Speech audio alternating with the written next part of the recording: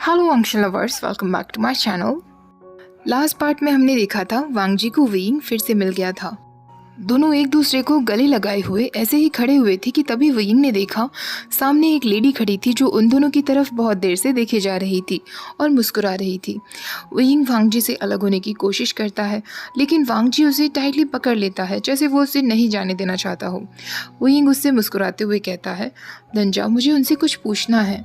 मुझे ऐसा लगता है कि शायद मैं उन्हें जानता हूँ, मैंने उन्हें देखा था। वांग जी कहता है, लेकिन कैसे?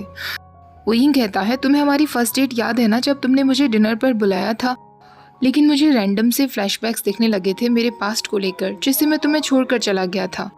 तो रास्ते में ये मेरे सामने आई थी, बिल्कुल एक घोस्ट की तरह। इन्होंने मुझसे कहा था कि मुझे दूसरा मौका मिला जो मैंने खुद खो दिया। तब मैं इनकी बात नहीं समझ पाया था, लेकिन अब मैं समझ गया हूँ कि इनके कहने का क्या मतलब था। तभी बॉशन सैरन उससे कहती है, इसका मतलब तुम्हें सब कुछ याद आ गया है, लेकिन कैसे? वेइंग कहता है, जहाँ तक मुझे याद है मैं अपनी माँ से मिला था और उन्होंने मुझे मेरी सारी मेमोरीज दिखाई। बॉशन सैरन कहती है, वो तुमसे बहुत प्यार करती थी। उसी ने ही मुझसे कहा था कि मैं तुम पर हमेशा नज़र रखूं। वो अब तक तुम्हारा इंतज़ार कर रही थी ताकि वो तुम्हारे पास्ट को याद दिलाने में तुम्हारी मदद कर सके। इस लाइफ में तुम्हारी माँ को उसके पेरेंट्स ने छोड़ दिया था। तब मैंने ही उसे गोद लिया था और उसे बड़ा होते हुए देखा। मैं ही उसे सारी कहानियाँ सुनाया करती थी। वेइंग कहता है, तो क्या आप भी एक इमोर्टल हैं? बॉशन सैरन कहती है, हाँ, मैं बहुत सालों से जीती आ रही हूँ और अब मैं ह्यूमन थॉट्स पढ़ना भी सीख गई हूँ। जहाँ तक मुझे लगता है तुम्हारी माँ ने तुम्हें वो लिक्विड पीने से मना कर दिया होगा, इसीलिए तुम्हें अपनी पास्ट लाइफ का सब कुछ याद है। वेइंग कहता है, इसका मतलब वैन चाओ और वैन रोहान, उन लोगों ने भी वो लिक्विड नहीं पिया होगा क्योंकि उन्हें भी सब याद था। बॉशन सैरन कहती है, शायद और शायद नहीं भी। कभी कभी इंसान के रिग्रेट्स और उसकी नफरत इतनी ज़्यादा होती है कि वो उसे नहीं भूल सकता। वैन रोहान भी उनमें से ही एक था। वो नफरत को भूलकर आगे नहीं बढ़ना चाहता था, इसलिए उसने अपनी सारी यादों के साथ जन्म लिया। वेइंग कहता है, मैं समझ गया। अब वो वांग जी के पास जाकर उससे कहता है, तुम ठीक हो ना लंजा? कोर खो जाने की वजह से तुम्हें कोई डिफ़िकल्टी तो नहीं हो रही?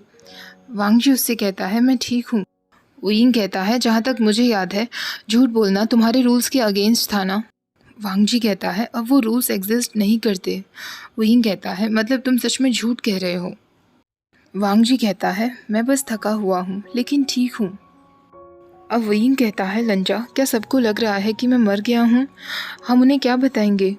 वांग जी कहता है, हाँ, जंगछा ने देखा था, लेकिन मुझे ये नहीं पता कि उसने किसी को बताया है या नहीं। वेइंग कहता है, फिर हम एक स्टोरी प्लान करते हैं। हम कहेंगे कि मैं मरा नहीं था, मैं थोड़ा सा जिंदा था और बीच रास्ते में तुम्हें कोई हॉस्पिटल दिखा जहाँ के डॉक्टर्स ने मुझे बचा लिया, और जैसे ही मैं जिंदा हुआ हमने अपना प्यार एक दूसरे से कन्फेस किया और अब हम एक दूसरे के साथ हैं। वांग जी एक गहरी सांस लेते हुए कहता है, ये सब की कोई ज़रूरत नहीं पड़ेगी।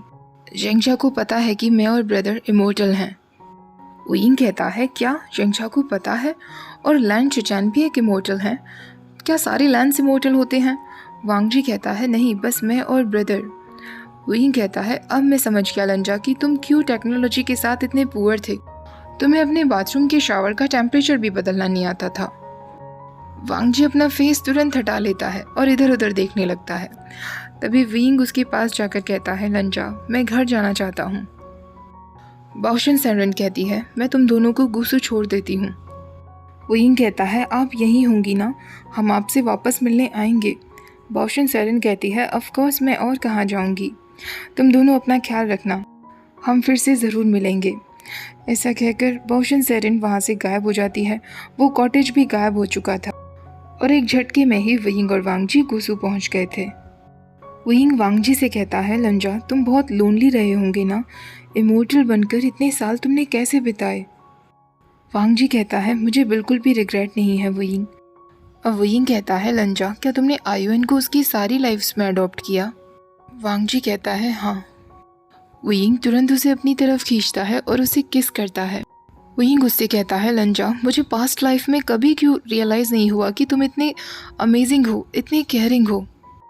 मैंने बहुत कुछ मिस कर दिया है, लेकिन अब और नहीं, अब मैं हमेशा तुम्हारे साथ रहूँगा। वो एक बार फिर वांग जी को किस करता है। वांगजी उससे कहता है, आयुन को मेरी इमोर्टलिटी के बारे में पता है। अब हम उसे तुम्हारे बारे में भी बताएंगे। हम दोनों उसे मिलकर पालेंगे। वही कहता है, वो सब ठीक है लंजा, लेकिन पहले हमें तुम्हारे ब्रदर और जेंगशा को बताना होगा कि हम वापस आ गए हैं। मैं जेंगशा के अपार्टमेंट जाता हूँ और तुम शिचैनगा के अपार्टमेंट जाओ। वांगजी उसका हाथ नहीं छोड़ता तो वेइंग कहता है, चिंता मत करो लंजा, वो मेरा भाई है। मैं उससे अकेले में कुछ बात भी करना चाहता हूँ। वेइंग तुरंत जेंगशा के अपार्टमेंट पहुँचता है, लेकिन शिचैन ऑलरेडी जेंगशा के साथ ही था। वेइंग उन दोनों को देखकर कहता है, सॉरी, शायद मैं गलत समय पर आ गया। शिचैन और जेंगशा दोनों अचानक खड़े हो जाते हैं और वेइंग को देखकर शॉक रह जाते हैं। वेइंग ऑकवर्डली उन दोनों से कहता है, सरप्राइज, मैं जिंदा हूँ। शिचैन को अभी भी उसकी बात पर विश्वास नहीं हो रहा था। वो वेइंग से कहता है, वांगजी कहाँ हैं? वेइंग उससे कहता है, वो तुम्हारे अपार्टमेंट गया है शिचैन का, क्योंकि मैं यहाँ जेंगशा से बात करना चाहता था। शिचैन उन दोनों की तरफ मुस्कुराते हुए वहाँ से चला जाता है। वेइंग जैसे ही जेंगशा की तरफ बढ़ता है, जेंगशा उसे एक पंच मारता है और उससे कहता है, इडियट, मुझे लगा कि तुम मर गए थे। तुम अब तक कहाँ थे? मुझे समझ नहीं आ रहा था कि मैं क्या करूं। वेइंग कहता है, मुझे भी यही लगा था जेंगशा कि मैं मर गया हूं। मैं आज यहाँ तुम्हारे सामने लंजा की वजह से हूँ। मुझे माफ़ कर दो जेंगशा। जेंगशा तुरंत उसे गले लगा लेता है और उससे कहता है, क्या तुम्हें पता है कि तुम्हारा बॉयफ्रेंड एक इमोर्टल है?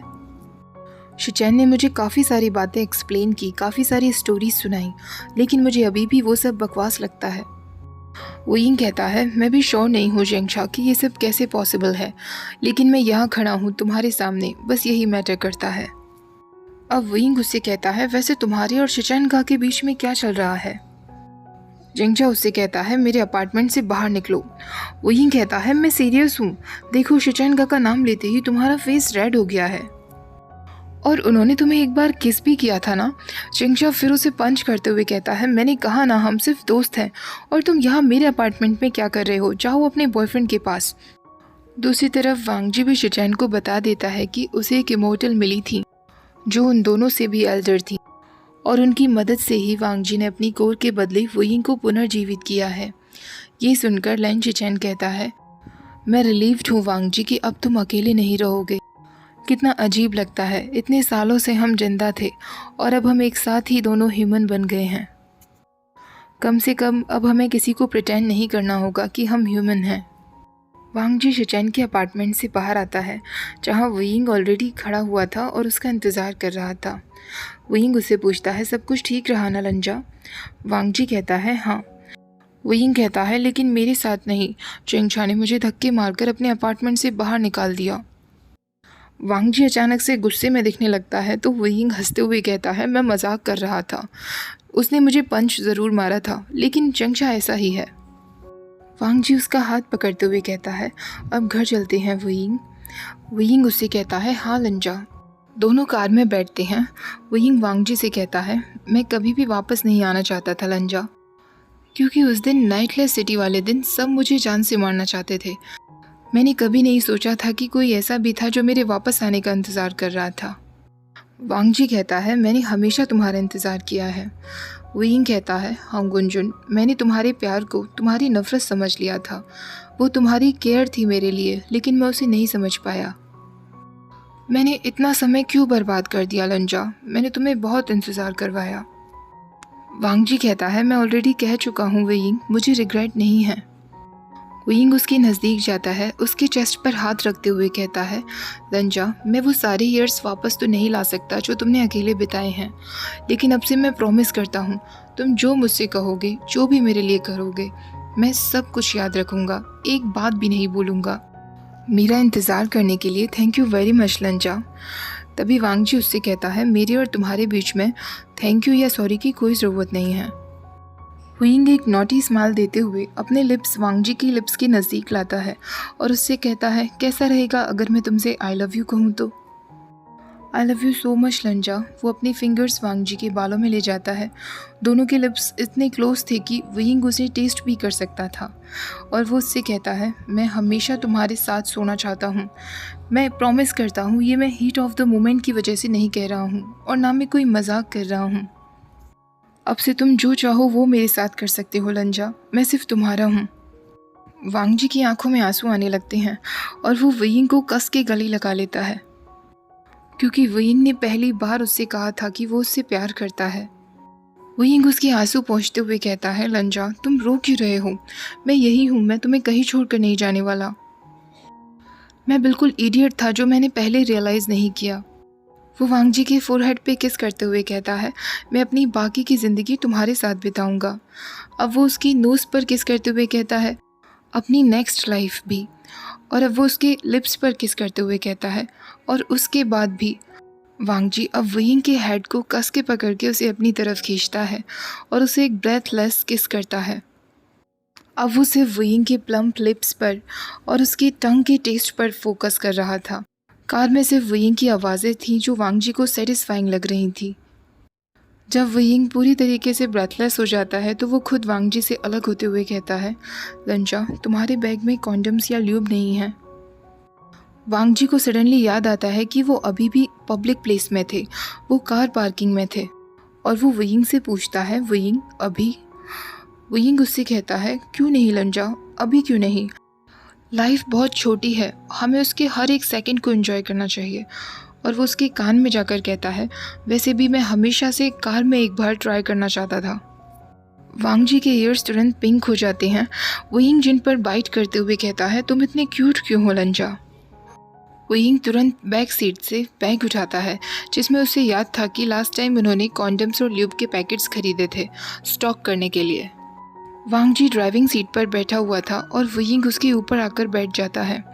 वयिंग उससे कहता है, लंजा इतने सालों से जब मैं जिंदा नहीं था तो क्या तुम्हें कभी कोई और मिला?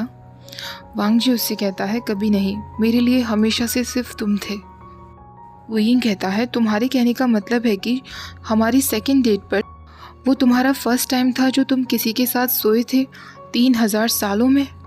वांग जी उससे कहता है, हाँ। वयिंग उससे कहता है, ये कैसे पॉसिबल है लंजा, तुम इतने परफेक्ट थे, क्या इतने सालों से तुम प्रैक्टिस करते आ रहे थे? ये सुनकर वांग जी को इतना शाय फील होता है कि वो तुरंत वयिंग के लिप्स पर अपनी फिंगर रख देता है। वयिंग कहता है, लंजा मैं तुमसे झूठ नहीं कहूँगा, मैं पहले भी किसी के साथ सो चुका हूँ जब मैं बहुत ड्रंक था, लेकिन प्यार मुझे सिर्फ और सिर्फ आज तक तुमसे हुआ है, मुझे कभी भी किसी के लिए फीलिंग्स नहीं थी। ये सुनकर वांग जी एक रेयर सी स्माइल उसको देता है तो वयिंग अपनी नोज़ उसके नेक के पास ले जाते हुए कहता है, लंजा लानर गगा, तुम्हें कोई प्रॉब्लम तो नहीं है ना अगर हम यहाँ करें तो? मुझे अभी के अभी तुम चाहिए, मैं तुम्हें बहुत मिस कर रहा हूँ, मैं प्रॉमिस करता हूँ मैं शांत रहूँगा। हालांकि उन दोनों को पता था कि ये बिल्कुल झूठ है, वयिंग और शांत रह सके ऐसा नहीं हो सकता था। लेकिन वांग जी फिर भी वयिंग के चिन को पकड़ता है और उसे एक डीप किस करता है और वयिंग को अपना आंसर मिल गया था। वयिंग वांग जी को किस करते हुए कभी नहीं थक सकता था। वांग जी का किस शुरुआत में हमेशा जेंटल होता था जिससे वो वयिंग को पूरी तरीके से कंफर्टेबल फील करा सके, लेकिन बाद में वो टीथ का इस्तेमाल करता था और अपनी टंग का इस्तेमाल करता था और वयिंग ब्रेथलेस हो जाता था। इवनिंग का टाइम होने लगा था। वो दोनों कार के अंदर थे और बाहर एक लैंप जल रही थी जो बार बार ऑन और ऑफ हो रही थी। वांग जी वयिंग के कपड़े खोलने लगता है और वयिंग उसके। चाहे वयिंग ने पहले किसी के भी साथ सेक्स क्यों ना किया हो, लेकिन वांग जी के साथ हमेशा उसे ऐसा लगता था जैसे वो कोई टीनेजर है और फर्स्ट टाइम कर रहा है, क्योंकि वांग जी हमेशा उसे इतना शाय और इतना एक्साइट फील कराता था। वांग जी वयिंग को किस करते हुए उसकी नेक पर जाता है और उसे बाइट करता है। कार व्हील वयिंग की बैक पर चुभ रहा था, उसे निशान भी हो गए थे, लेकिन वो कुछ टाइम के लिए ये सब झेल सकता था। वांग जी जब स्लोली वयिंग को किस करता है, वयिंग इम्पेशेंट हो जाता है, क्योंकि अभी वो दोनों पब्लिक प्लेस में थे, किसी भी वक्त कोई वहाँ से गुजरता और उन दोनों को देख सकता था। वयिंग ऐसा सोचकर वांग जी को थोड़ा और टीज करने की कोशिश करता है। वो वांग जी के ट्राउजर्स के बटन खोलने लगता है। वांग जी उसका हाथ पकड़ता है तो वयिंग कहता है, नहीं लंजा अभी। वांग जी आसपास देखते हुए कहता है, वयिंग कोई आ सकता है। वयिंग कहता है, तभी तो मैं सब कुछ क्विकली करने के लिए कह रहा हूँ ना। वांग जी उससे कहता है, ठीक है वयिंग, अपने शब्दों को ध्यान में रखना, और उसे किस करते हुए चुप करा देता है। वही कहता है, मुझे उस वक्त ही तुम्हारे साथ गुसू चलना चाहिए था लंचा, जब तुमने पूछा था। अब मैं सोचता हूँ तो लगता है मैंने कितना कुछ मिस कर दिया। वांग जी और वेइंग दोनों के इतने नज़दीक थे कि उनके बीच हवा भी नहीं गुजर सकती थी। वांग जी की स्ट्रेंथ देखकर वेइंग सोचने लगता है क्या सच में उसने अपनी कोर खो दी है, वो अभी भी इतना स्ट्रॉन्ग है। उन दोनों का लव सेशन चल ही रहा था कि तभी वेइंग कार की विंडो से देखता है कि कोई आदमी अपनी कार से बाहर निकला था। वेइंग वांग जी से कहता है, लंचा जल्दी करो, कोई है बाहर जो हमें देख सकता है। लेकिन अब वांग जी था जो वेइंग की बातें नहीं सुन रहा था। वो वेइंग के शोल्डर्स पर बहुत ज़ोर से बाइट कर लेता है। जब वेइंग की आंखों से आंसू आने लगते हैं और उसके बाल बुरी तरह बिखर जाते हैं, लिप्स पूरे स्वॉलन हो जाते हैं, वांग जी उसकी तरफ देखते हुए कहता है, तुम बहुत ब्यूटीफुल हो वेइंग। वो अननोन मैन जो अपनी कार से बाहर निकला था वो दूसरी डायरेक्शन में जाने लगता है। वेइंग जब बुरी तरह थक गया था तो वो वांग जी की चेस्ट पर सिर रखकर लेट जाता है। वेइंग सोचने लगता है शायद कार में सेक्स करना इतना भी अच्छा आइडिया नहीं था, और वो वांग जी से कहता है, लंजा क्या तुम श्योर हो कि तुमने अपनी कोर खो दी है? तुम बिल्कुल पहले की तरह हो, एकदम वाइल्ड और बीस्ट। मुझे तो लगता है मैं मॉर्निंग में अपनी बैक फील ही नहीं कर पाऊंगा। वांग जी उसे सहलाते हुए कहता है, तुम्हें आराम करने की ज़रूरत है। वेइंग कहता है, हाँ लंजा, ऐसा फील हो रहा है कि मैं बस मर के ही वापस आया हूँ। वांग जी उसकी तरफ थोड़ी गिल्ट भरी नज़रों से देखने लगता है तो वेइंग उसे अपनी तरफ खींचते हुए कहता है, मैं मजाक कर रहा हूँ लंजा, और उसे किस करते हुए कहता है, मैं तो वेट नहीं कर पा रहा कि कब मैं हर रोज़ तुम्हारे साथ बिताया करूँगा। वांग जी उसे हक करते हुए कहता है, मेरे साथ रहो वेइंग। वेइंग उससे कहता है, तुम्हारे कहने का मतलब है कि मैं तुम्हारे घर आकर रहने लगूं? लेकिन सिजुई वो क्या कहेगा? वांग जी कहता है, वो कुछ नहीं कहेगा। वेइंग कहता है, फिर भी लंजा, एक बार मुझे सिजुई से बात करने दो, उसके बाद मैं तुम्हारे साथ रहूँगा, फिर मैं तो पूरा तुम्हारा हूँ। दूसरी तरफ शिचान, नी मेंगजियो और मेंगेओ के बीच भी सब कुछ ठीक हो गया था। मेंगेओ से क्वेश्चनिंग करने पर उसके खिलाफ कोई सबूत नहीं मिला था। मेंगेओ ने कहा था कि उसने वेनरोहान को इसलिए मारा क्योंकि वो जो भी पास्ट लाइफ में उसने गलतियां की हैं उन सबको सुधारना चाहता था और इस लाइफ में बिना किसी रिग्रेट के जीना चाहता था।